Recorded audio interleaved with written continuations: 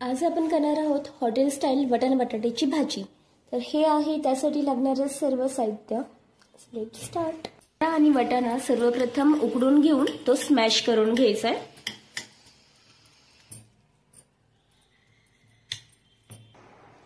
कढईत तेल घेऊन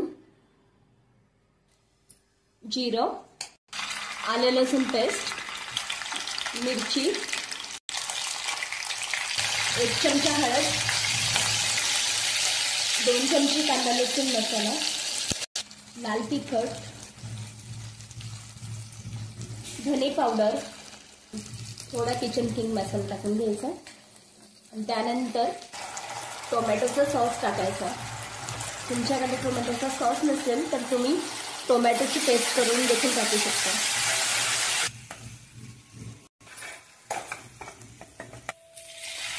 थोडं पाणी टाकून घ्यायचं, 1 चमचा मीठ घालायचं।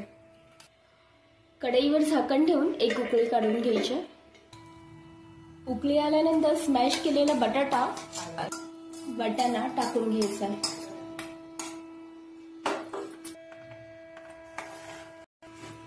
5 मिनिटांसाठी झाकण ठेवून पुन्हा एक उकळी काढून घ्यायची।